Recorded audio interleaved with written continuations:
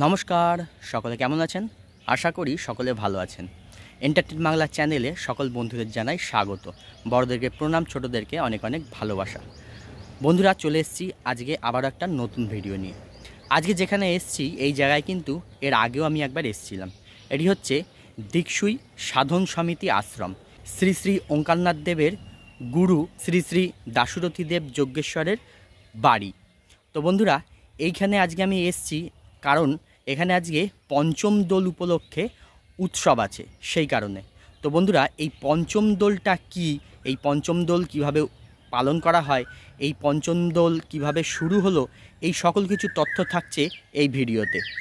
আর পঞ্চম দোল কেমনভাবে পালন করা হয় সেটাও আমিও দেখব, আপনাদেরকেও দেখানোর চেষ্টা করব এই ভিডিওর মাধ্যমে। তো বন্ধুরা, ভিডিওটা স্কিপ না করে পুরোটা দেখার অনুরোধ রইল। ভিডিওটা দেখে আপনাদের কেমন লাগলো অবশ্যই কমেন্ট করে জানাবেন। ভালো লাগলে একটা লাইক করবেন, শেয়ার করবেন এবং চ্যানেলে যদি নতুন হয়ে থাকেন তবে চ্যানেলটি সাবস্ক্রাইব করে আমার পাশে থেকে আমায় আশীর্বাদ করবেন। তো চলুন শুরু করা যাক আজকের ভিডিও।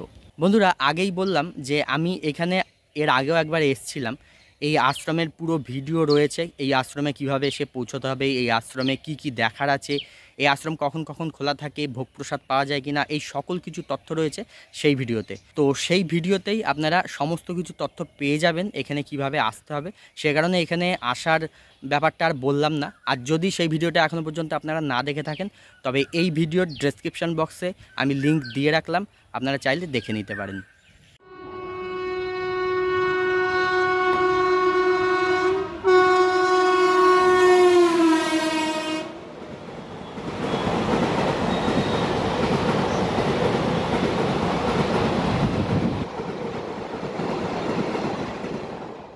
স্টেশন থেকে অটোয় করে চলে আসলাম দিকসুই সাধন সমিতি। এই হচ্ছে দিকসুই সাধন সমিতির আশ্রম। আর এই দেখুন, আজকে এই পঞ্চম দোল উপলক্ষে কিন্তু এখানে অনেক দর্শনার্থীরা, ভক্তরা আসছেন। তো আমিও চলে এসেছি এখন। আশ্রমের গেট দিয়ে ঢুকে আশ্রমের যে মন্দির, সেই মন্দিরের ঠিক পেছন দিক দিয়েই একটি মাটির রাস্তা আছে। এই রাস্তা চলে যাচ্ছে সোজা পরমগুরু দাশরথী দেব যজ্ঞেশ্বরের বাড়ির দিকে। গুরুবাড়ি যাওয়ার পথেই পড়ে গোপাল মন্দির। আর সেই গোপাল মন্দিরের প্রাঙ্গণেই দেখুন আজকের পঞ্চম দোল উপলক্ষে গতকাল এখানে ন্যাড়া পোড়া হয়েছিল, সেই ন্যাড়া পোড়ার ছাই এখনও এখানে রয়েছে। আর এই হচ্ছে গোপাল মন্দির। গোপাল মন্দির দেখুন খুব সুন্দর করে সাজানো হয়েছে লাইট দিয়ে। সন্ধ্যাবেলায় লাইটগুলো জ্বাললে আরও সুন্দর দেখতে লাগবে। এখন চলে এসেছি শ্রী শ্রী ওঙ্কারনাথ দেবের পরম গুরু দাশরথী দেব যজ্ঞেশ্বরের একদম বাড়ির ভেতরে। তো এখন বাড়ির ভেতরে আমি যাব, আপনাদের বাড়ির ভেতরের ঠাকুর দর্শন করাবো। তো সঙ্গে থাকুন, দেখতে থাকুন। চলে এসেছি বাড়ির ভেতরে। আর এই হচ্ছে বর্তমান দেবগৃহ। অতীতে এইটি ছিল গোশালা। আর এই গোশালাতেই পরম গুরু শ্রী শ্রী দাশরথী দেব যজ্ঞেশ্বর শ্রী শ্রী ওঙ্কারনাথ দেবকে বিশ্বরূপ দর্শন করিয়েছিলেন। এর আগের ভিডিওতেও আপনাদের এই দেবগৃহ আমি দর্শন করিয়েছিলাম। তবে আজকে পঞ্চম দোল উপলক্ষে এই মন্দিরের গর্ভগৃহ অপূর্ব সুন্দর করে সাজিয়ে তোলা হয়েছে। মন্দিরের দেওয়ালের যে চিত্রকলাটি দেখছেন এবং মন্দিরের গর্ভগৃহের ভেতরকার যে সকল বিগ্রহ রয়েছে, এই সকল চিত্রকলা বিগ্রহ শ্রী শ্রী দাশরথী দেব যজ্ঞেশ্বরের কনিষ্ঠ পৌত্র শ্রী গোবিন্দ মুখোপাধ্যায়ের শিল্পকলা। উনি নিজে হাতে এই বিগ্রহগুলি তৈরি করেছেন এবং এই গর্ভগৃহ সজ্জিত করেছেন।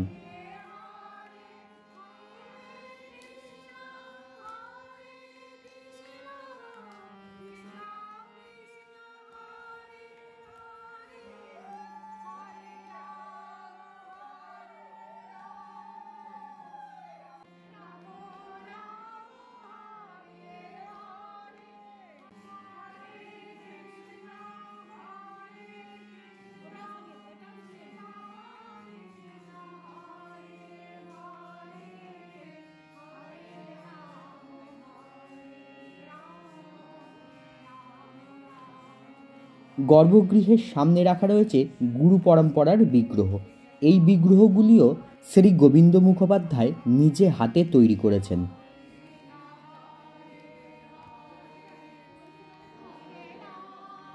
আজ পঞ্চম দোল উপলক্ষে সকল ভক্তরা গুরু পরম্পরার পাদপদ্ম এবং চরণ পাদুকা আবিরে রাঙিয়ে দিচ্ছেন। প্রথমেই দেখছেন ইনি হচ্ছেন পরম গুরু শ্রী শ্রী দাশরথীদেব যজ্ঞেশ্বর। এরপর দেখছেন পরম গুরুদেবের অর্ধাঙ্গিনী পরম গুরুমা। এরপর দেখছেন শ্রী শ্রী ওঙ্কারনাথ দেব।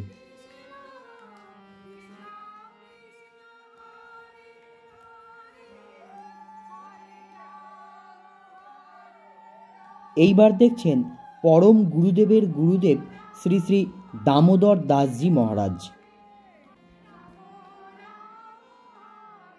এখানে সকালের জলখাবার আয়োজন করা হয়েছে। সেই জলখাবারে রয়েছে মুড়ি, ঘুগনি আর বোঁদে। এই যে আমিও এখন সকালের জলখাবার খেতে বসেছি, মুড়ি, ঘুগনি আর বোঁদে। এদিকেও দেখুন সকলে খেতে বসেছে সকালবেলার জলখাবার, ওনারাও খাচ্ছেন, আমিও ওনাদের সঙ্গে বসে পড়েছি। এখানে কিন্তু সকালের জলখাবার থেকে শুরু করে দুপুরের খাবার সমস্তটাই বিনামূল্যে। সকালের বাল্যভোগ হয়ে যাওয়ার পর গোপালকে গোপাল মন্দির থেকে গুরুবাড়ির মন্দিরের গর্ভগৃহে আনা হয়েছে। এখন গোপালকে ফুলের সাজে সজ্জিত করা হবে।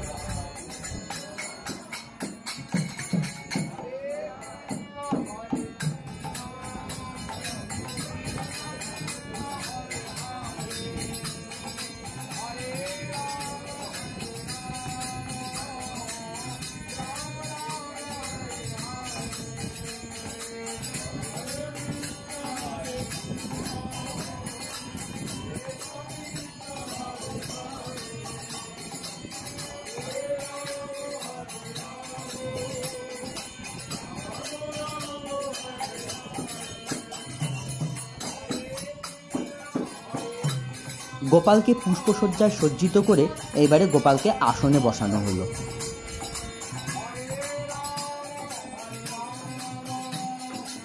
গোপালকে পুষ্পসজ্জায় সজ্জিত করার পর এবারে শুরু হলো প্রদীপ প্রজ্বলন অনুষ্ঠান। সকল ভক্তরা এখানে একে একে প্রদীপ জ্বালছেন। এখানে 108টি প্রদীপ জ্বালানো হচ্ছে।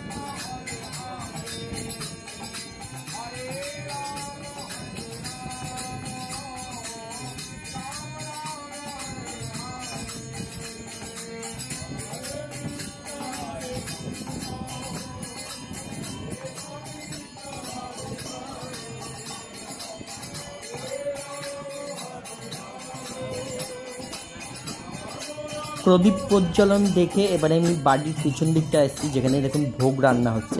গোপালকে যে ভোগ নিবেদন করা হবে সেই ভোগ এইখানেই রান্না হচ্ছে। আর সকল ভক্তদের যে ভোগ প্রসাদ বিতরণ করা হবে সেই সকল রান্না কিন্তু এইখানটাতেই হচ্ছে। দেখুন বিশাল আয়োজন।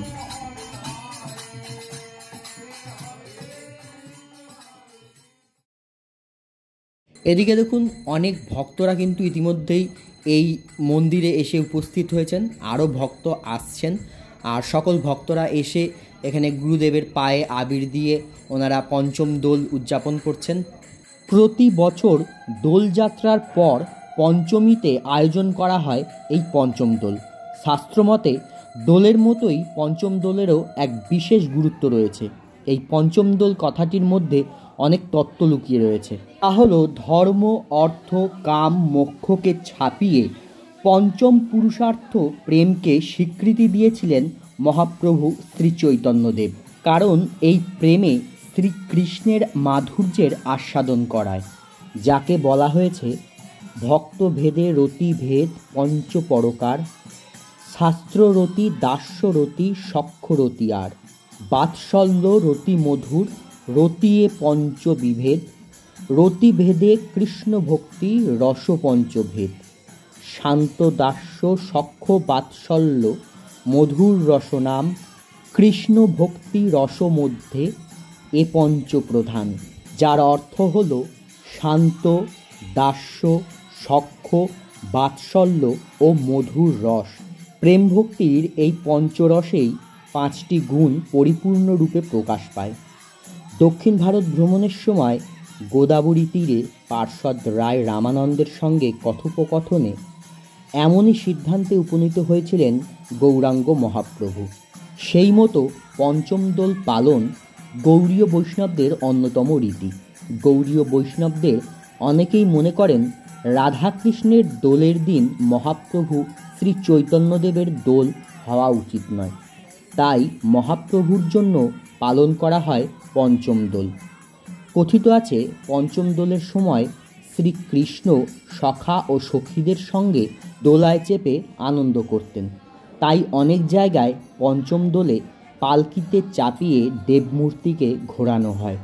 এই দিন বিভিন্ন জায়গায় এই পঞ্চম দোল পালন করা হয়। এমনই পঞ্চম দোল উৎসব পালন উপলক্ষে আজ আমি চলে এসেছি দিকসুই গ্রামের শ্রী শ্রী ওঙ্কারনাথ দেবের গুরুদেব শ্রী শ্রী দাশরথীদেব যজ্ঞেশ্বরের বসত বাটিতে।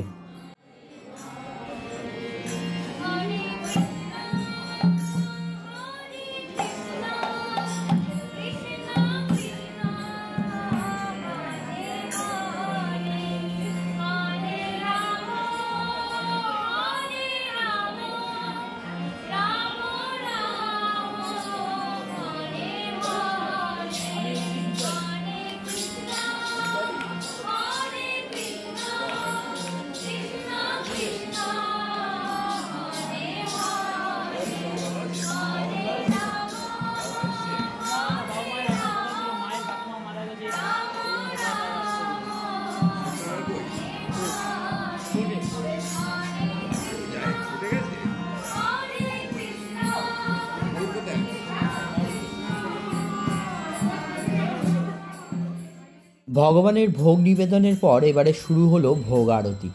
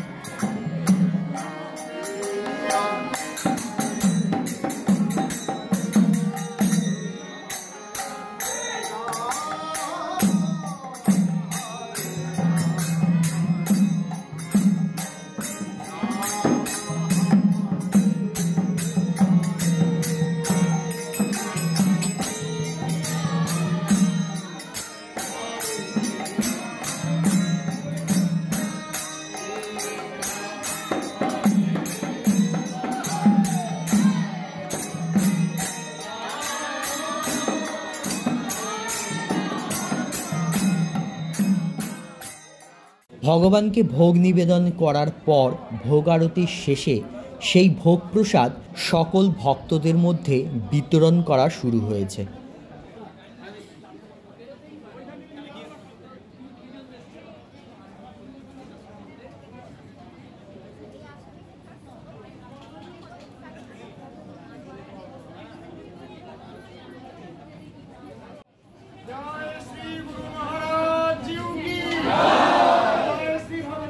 सीताराम दास शंकरनाथ महाराज की जय श्री परम गुरु दासरथी देव जगेश्वर जी की जय श्री परापर गुरु दामोदर दास महाराज जी की जय श्री गोपाल सुंदर जी की जय श्री तेतरिया धाम वंशीधर जी की जय श्री जगन्नाथ बलराम सुभद्रा माई की जय श्री परापर ब्रह्म पुरुषोत्तम ओंकार भगवान की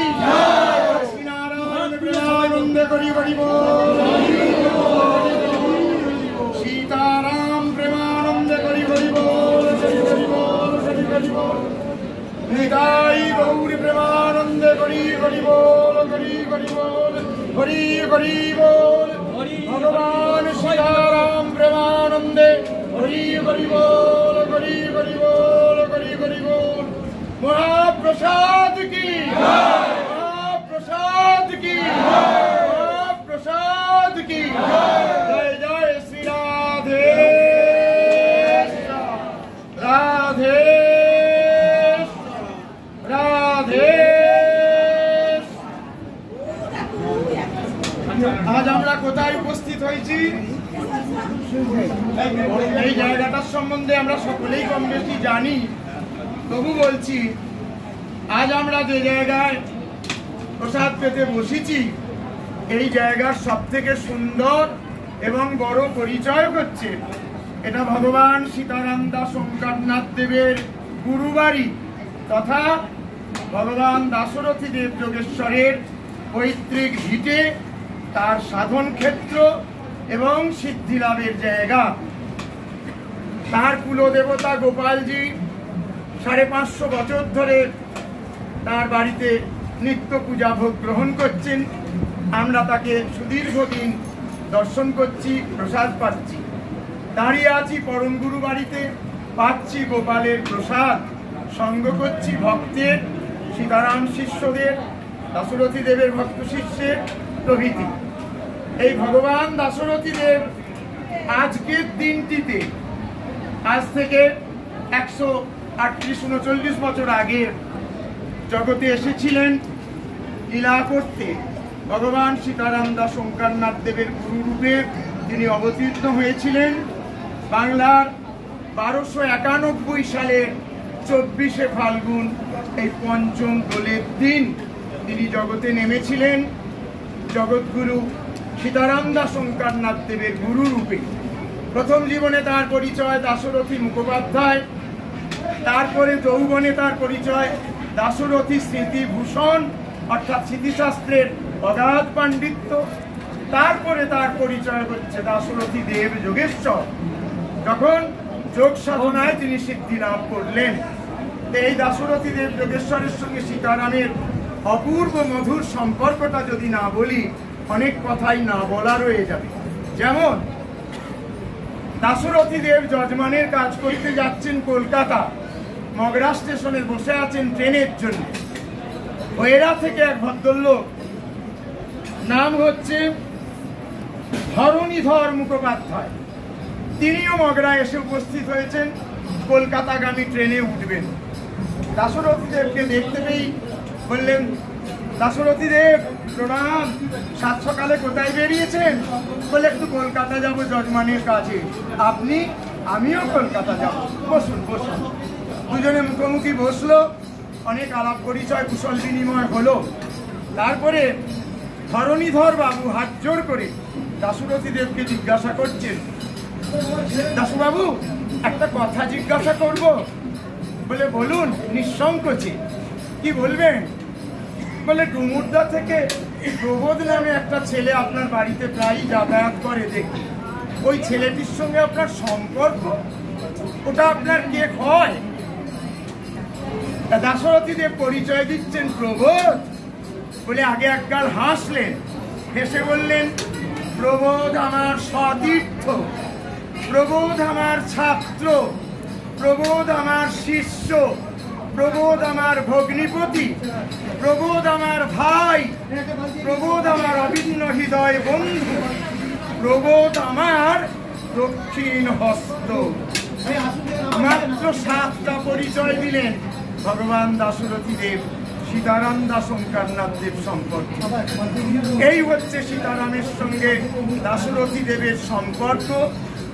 আর সেই সম্পর্কের মূলে যে জায়গা, এই গোপালের ভিটে, যেখানে আমরা বসে তার জয়ধ্বনি করছি, তার লীলা কথা শুনছি, তার ভক্ত শিষ্যের সঙ্গ করছি এবং সর্বোপরি তার কুলদেবতা ভগবান গোপালজির প্রসাদ পেয়ে ধন্য করছি। জয় জয় সীতারাম, জয় জয় সীতারাম, জয় জয় সীতারাম। আরামসে সকলে প্রসাদ গ্রহণ করুন। আমিও ভোগ প্রসাদ গ্রহণের জন্য বসে পড়েছি। আজকের ভোগ প্রসাদে রয়েছে খিচুড়ি, সঙ্গে রয়েছে ভেজ পকোড়া, তারপর দেয়া হলো পোলাও, সঙ্গে আলুর দম, এরপর চাটনি, পাঁপড়, পায়েস, রসগোল্লা।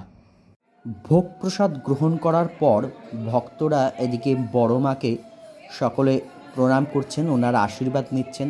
বড় মা অর্থাৎ শ্রী শ্রী দাশরথীদেব যজ্ঞেশ্বর মহারাজের জ্যেষ্ঠ পৌত্রবধূ।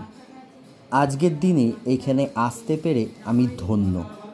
সত্যি খুব ভালো লাগলো আজকের এই দিনটা, এই পঞ্চম দোল দেখে এবং ভোগ প্রসাদ গ্রহণ করে। তো বন্ধুরা, আজকের মতন ভিডিওটা এখানেই শেষ করছি। দেখা হচ্ছে পরবর্তী নতুন কোনো ভিডিওয়ে। সকলে ভালো থাকবেন, সুস্থ থাকবেন, সাবধানে থাকবেন।